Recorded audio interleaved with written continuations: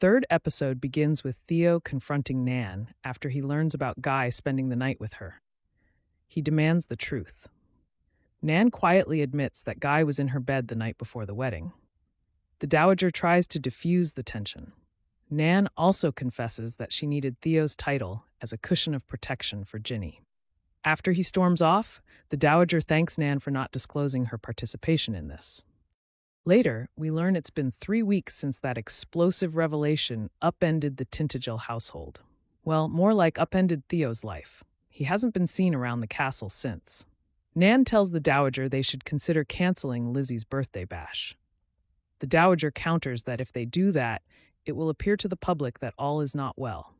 They must keep up appearances. If a partygoer asks about Theo, she and Nan will claim he's away on business. Next, Conchita, Richard, and Cora are en route to the Tintagel castle. Lizzie's surprise birthday party is a Midsummer Night's Dream themed, and Conchita and Cora look positively ethereal. They argue about Cora finding a husband. Cora insists that Conchita and Richard aren't the pinnacle of true romance.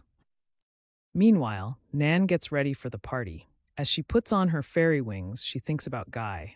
We see him briefly brooding in Italy. After this, Nan greets the guests as they arrive at Tintagel. Hector is nervous. He has a big question to ask Lizzie. Besides that, he tells Nan that her speech at the gala is making waves in the house, in a good way. It's time to strike while the iron is hot. However, he could use the support of the Duke, too. Then, we see Conchita, Mabel, and Honoria escort a blindfolded Lizzie to the front lawn. They lead her to the location of the party. Surprise! Hector compliments Lizzie and her band of fairies before insisting they all grab drinks. Next, Conchita asks Nan about Theo. Where is he?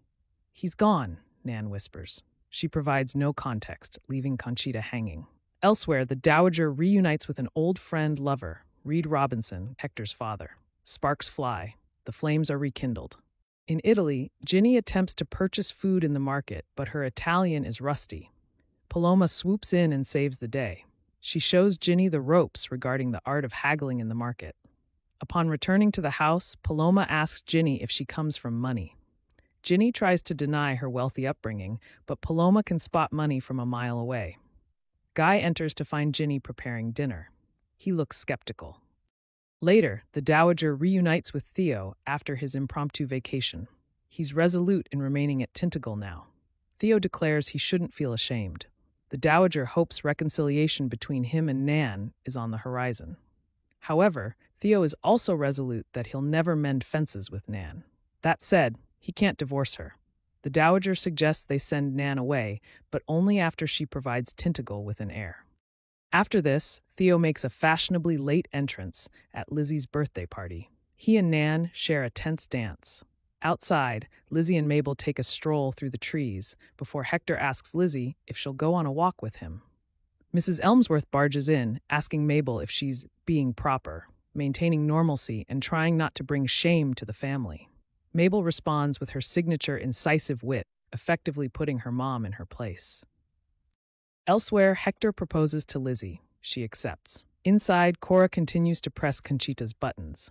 At the same time, Reedy challenges the Dowager. He reminds her of who she used to be before motherhood and the institution took hold. Then, Guy, Ginny, and Paloma attempt to eat dinner. As it turns out, Ginny doesn't have an innate flair for the culinary arts. To brighten the mood, Ginny commences a food fight. Our trio laughs as they hurl pasta at each other. Nan meets Theo in his quarters. She apologizes for it all. He kisses her passionately and urges her to tell him she wants him. Nan obeys.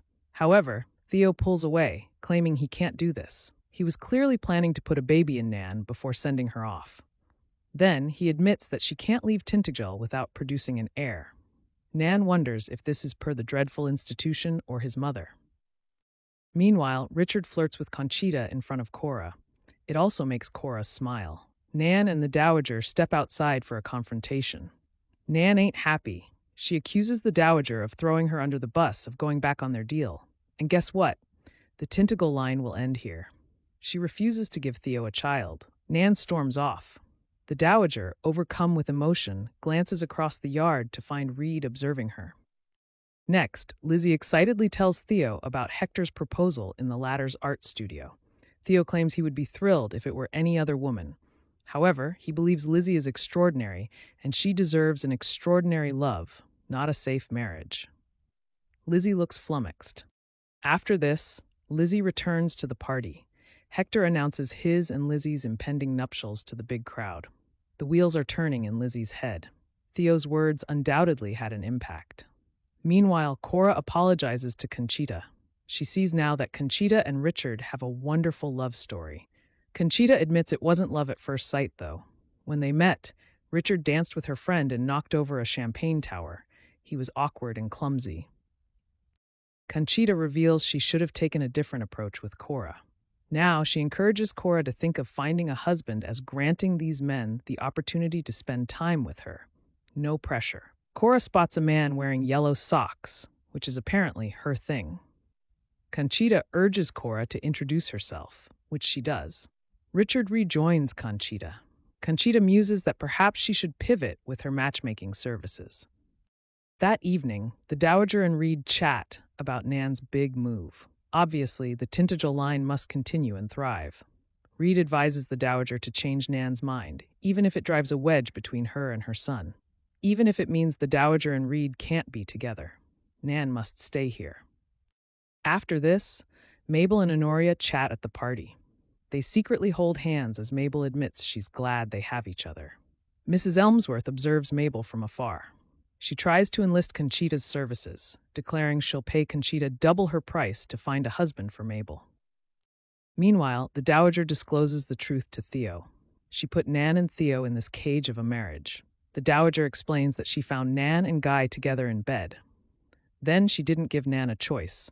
She knew Nan wanted to save Ginny, so she'd need the Tintagel title. The Dowager used her power to force Nan to marry Theo. Theo is hurt. He orders his mom to leave his castle.